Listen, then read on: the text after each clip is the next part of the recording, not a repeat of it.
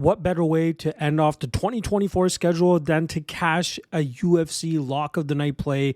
And that's exactly what we were able to do with Daniel Marcos at minus 185 as he was able to defeat Adrian Yanez to be able to keep his undefeated record intact. Now that ended our 2024 campaign with an 89-42 record for our lock of the night plays for plus 23.07 units of profit and a 3% ROI.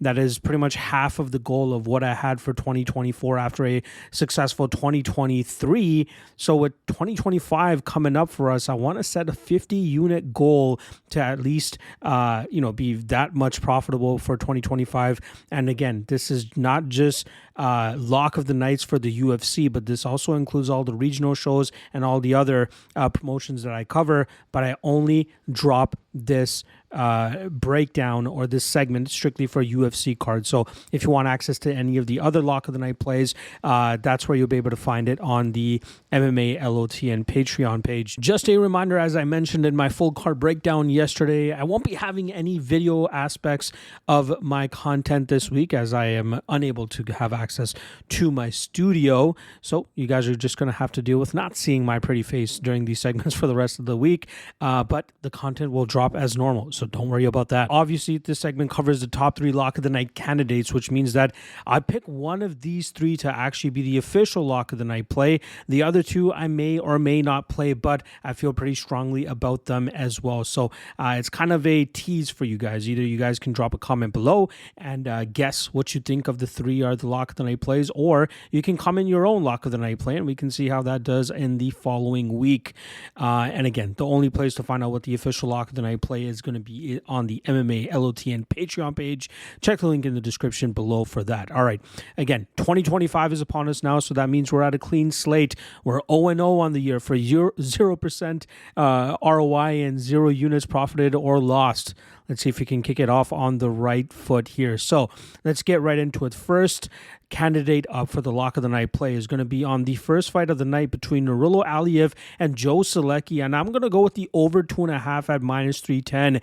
It's a little bit chalky here, but both guys not potent finishers, especially Aliyev, who I believe will likely win this fight, but the majority of his wins normally come by decision, and that looks like him going out there and ragdolling his opponents in the grappling realm. Joe Solecki's BJJ background will allow him to be a little bit competitive early, but I think for the most part it will keep him safe in the grappling realm and safe enough from getting finished late in this fight, which is why I think we end up seeing the scorecards, or at least 12.5 minutes of action, which is why the first lock of the night candidate comes in the form of the over 2.5 at minus 310. That is the chalkiest of them. Don't worry about it, because this next one we got is the second lock of the night candidate, and it's going to be Jose Johnson coming in at minus 185 as he goes up against Felipe Bunez, who's going to be making his return after a year away from action.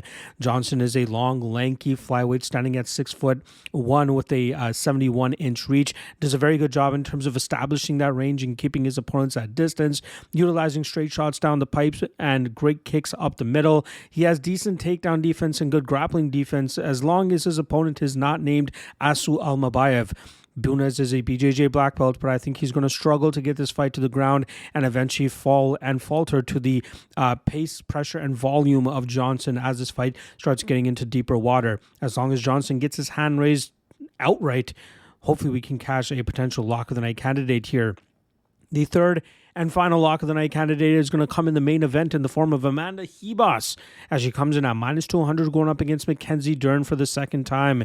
Now, this will be a rematch from a fight that took place about 5.5 years ago, and that was a night where actually Mackenzie Dern came in 4 months removed from giving birth to her first daughter. But I don't think that's going to make a difference this time around, as she has a full training camp unhindered by any of the medical or mental issues she may have had going into the first Ribas fight, as I think Ribas can do a good enough job in terms of keeping this fight in the standing realm, where I believe she has an advantage in terms of landing more effective strikes. Dern is slowly getting better with her strikes, but it's not going to be anything that Ribas hasn't seen in the past, and I think the defensive grappling from Ribas will allow her to dictate the pace of this matchup and land the more effective shots, eventually winning winning this fight on the scorecards. But again, just like Johnson, as long as she gets her hand raised outright, we're hopefully able to cash a lock of the night candidate. Again, only one of these three can be the official lock of the night play. So to find out what it exactly is, check the lock of the night Patreon page in the description below. Otherwise, I will see you guys tomorrow for a new segment that I'll be dropping called Chalk or Not. If you want to know what it's all about, tune in tomorrow and find out.